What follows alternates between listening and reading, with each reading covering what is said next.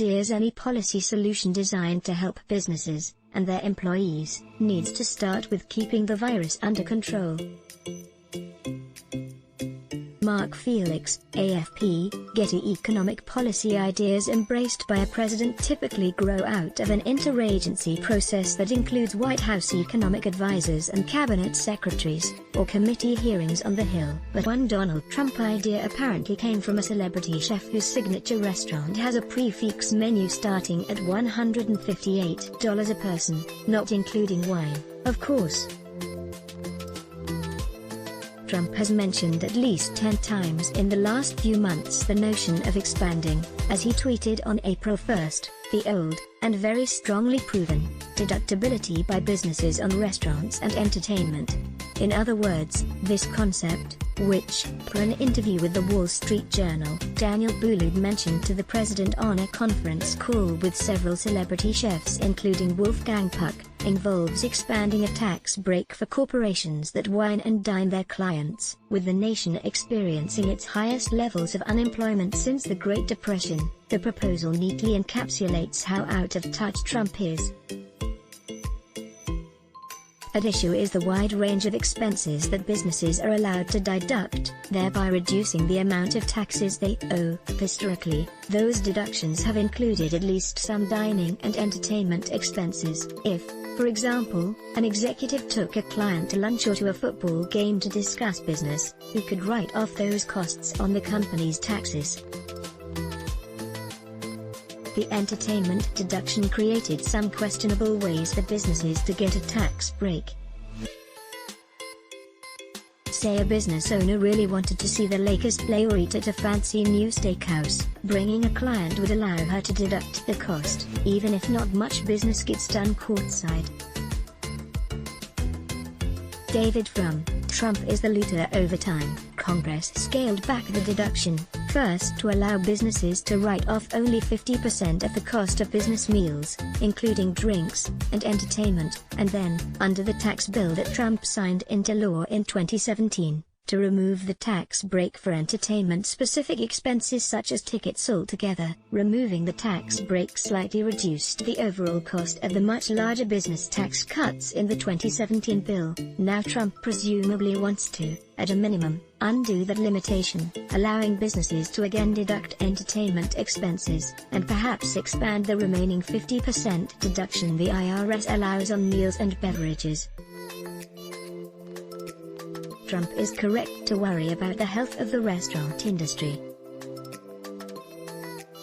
To offer one statistic, weekly revenues from independent restaurants using the Toast platform, which provides management and point-of-sale services, dropped by more than 70% by late March, and remain about 40% below pre-crisis levels. Leisure and hospitality jobs, despite an uptick through June, are still down 4.8 million since February. To be sure, under more normal circumstances, the expanded deduction may very well entice more executives to go to high-end restaurants, that is, the kind that Boulud and Puck own.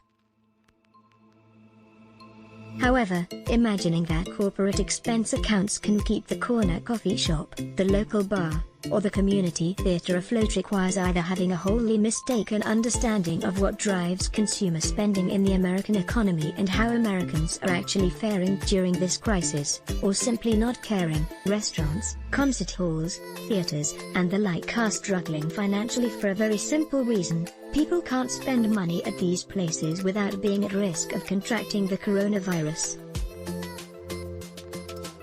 Many of these businesses are not permitted to open fully or even operate at all, and may not be able to for months. Where restaurants have opened, fear of the virus is enough to discourage people from dining out. According to OpenTable, restaurants that are taking reservations have served more than 40% fewer diners every day so far in July, compared with last year. In an industry that already runs on slender profit margins, 71% of establishments surveyed by the Independent Restaurant Coalition and the James Beard Foundation reported profit margins below 10% last year, Before the pandemic arrived, many cannot survive unless they are much closer to full capacity. Pandemic dining, temperature checks, time limits, and dividers. Any policy solution designed to help restaurants and entertainment venues, and their employees, needs to start with keeping the virus under control, which requires acknowledging that some may need to stay closed or significantly restricted for extended periods of time. It should recognize that the challenge most of these businesses face is maintaining their solvency now, as they rack up debts from unpaid rent, mortgage, or suppliers, and, in turn, provide small businesses with loans or grants. The government should focus on keeping workers who are still on the job safe, through enforced OSHA safety standards and access to sufficient personal protective equipment, and on continuing expanded unemployment benefits for those who are out of work. It should provide support for restaurants and bars that are being forced to change how they do business on the fly, whether that means converting to takeout and outdoor dining or reconfiguring their kitchens to make them safer. And when the pandemic is under enough control to allow people to return to restaurants, concerts, and sports games, the government should direct stimulus efforts to low and moderate income families. Their money tends to help the economy more than corporate or high-end tax breaks. Trump is not addressing these challenges at all. His idea, like similar proposals that both he and Senator Martha McSally of Arizona have floated to provide tax breaks for tourism, could actually risk further spreading the disease and prolonging economic pain, by encouraging individuals to refrain from social distancing. Trump, as usual, does not appear capable of considering policies that are more than merely transactional or that focus on people who aren't like him.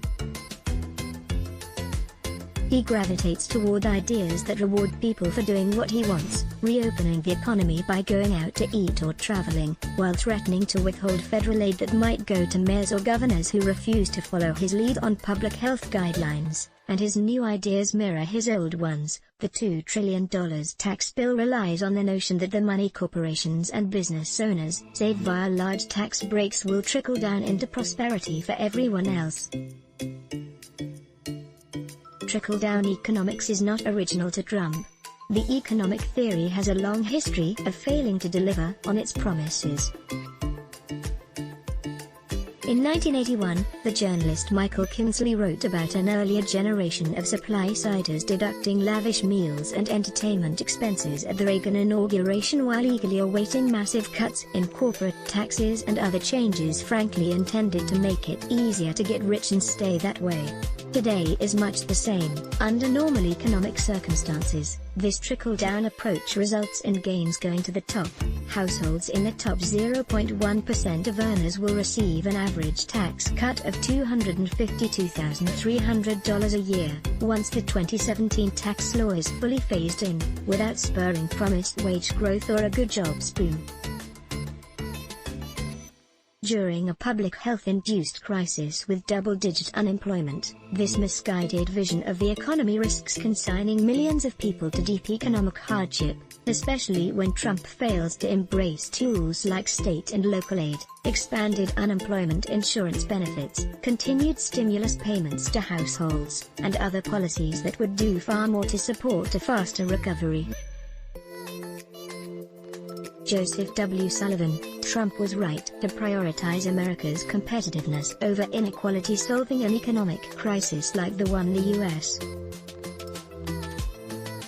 faces requires both a clear-eyed diagnosis of the problem and a commitment to cushioning the blow for communities, small businesses, and workers. For Trump, that would require something he hasn't seemed capable of doing throughout this crisis or his presidency: caring about a world that goes beyond high-end restaurants and luxury suites, one where economic problems can't be fixed with a corporate expense account. We want to hear what you think about this article. Submit a letter to the editor or write to letters@theatlantic.com. Jacob Liebenluft is a senior fellow at the Center for American Progress and a research fellow at the NYU School of Law's Institute for Corporate Governance and Finance. He served as the deputy director of the White House National Economic Council under President Barack Obama. Let's block ads. Why? Show your love for him. Click the link in description. Thanks for watching.